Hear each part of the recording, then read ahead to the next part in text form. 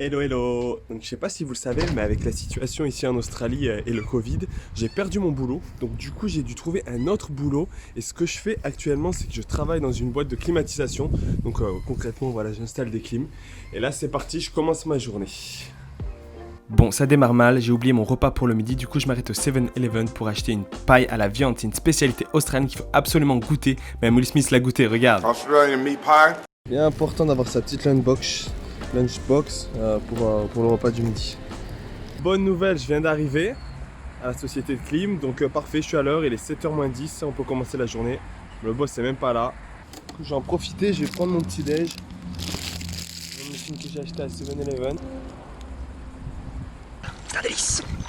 Voilà, le boss n'est pas là aujourd'hui, Dave n'est pas là ce matin, donc je vais bosser avec Tony. Where the sandpit is. Sam. Ah, ok. Sandpit down the Yeah, house, no, the trolley. Des fois je comprends pas trop ce qu'on me dit, je dis yes pour éviter de passer pour un con, mais je pense que c'est pas la meilleure chose à faire. Maintenant j'arrête. Quand je comprends pas, vaut mieux dire can you repeat? I didn't understand. C'est un petit conseil. Ouf, sur ce coup j'ai réussi à comprendre et déduire ce que Tony voulait. Il m'a dit d'aller chercher le trolley qui est le diable. Voilà, là on l'a. On récupère.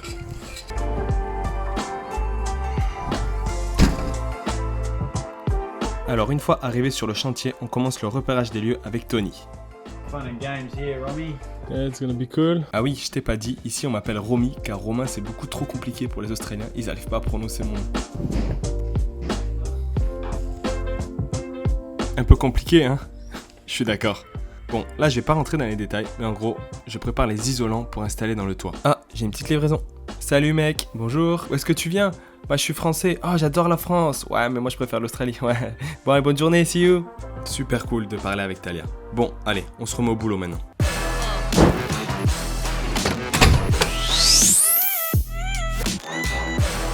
Can't touch this.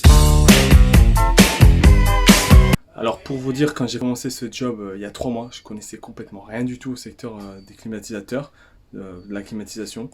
Mais voilà, en très peu de temps, je suis devenu quasiment un professionnel. Donc maintenant, mon boss Dave, il m'appelle tout le temps.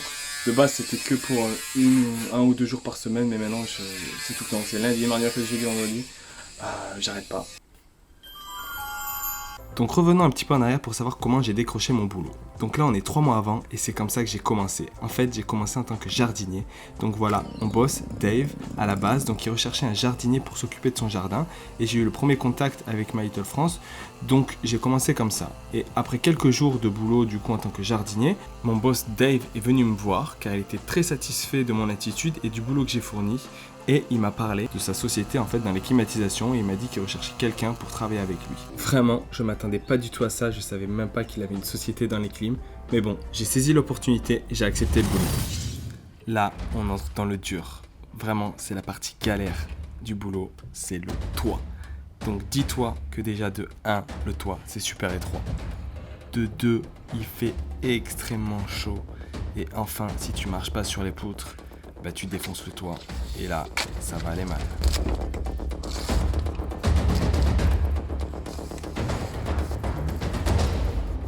Je crève de chaud, il fait trop chaud, je suis dans le toit, il fait trop chaud. C'est la canicule. On atteindra ou dépassera encore les 40 degrés. Yeah.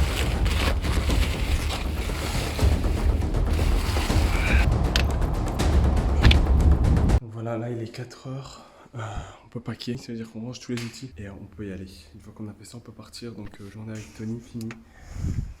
Je suis KO. Et on range les outils dans le ute. What is a ute? Le ute, c'est comme un utilitaire. Vraiment, tous les Australiens qui bricolent ont un ute. Ils y font super attention, ils le lavent tous les jours. Et il faut vraiment faire gaffe où tu mets tes outils. Chaque place est importante. Le ute, en gros, ça montre que t'es un gars de la terre, t'es pas un mec du bureau. Alors là, en fait, il m'est arrivé une petite mésaventure en voulant descendre du toit. En fait, j'ai marché sur une plaque et j'ai cassé le toit. À la boulette. J'ai cassé une petite partie. Je suis un peu dégoûté parce qu'il va falloir réparer et tout. Mais bon, j'ai parlé à l'équipe et ils m'ont dit c'était super cool, franchement très bonne mentalité. Ils m'ont dit c'est pas grave, no worries, ça fait partie du métier, ça arrive à tout le monde, tu peux rayer ça de ta bucket list. Donc c'est cool, mais je suis un peu dégoûté quand même pour le toit là, je l'ai bien pété quand même. Mais bon, c'est pas grave, il y a une bonne mentalité, ils m'en veulent pas donc c'est top.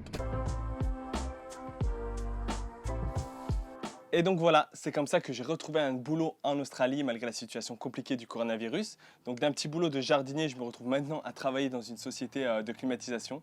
Donc c'est un petit peu ce que je voulais montrer en Australie. Donc pour trouver un boulot, vraiment, c'est l'attitude qui compte. Si l'employeur il voit que tu es motivé, que tu t'investis, il va te faire confiance. Et là, il y a des opportunités plus intéressantes qui peuvent s'offrir à toi. Donc il ne faut pas être trop difficile au début quand tu cherches un boulot. Il faut accepter un petit peu tout ce qu'il y a.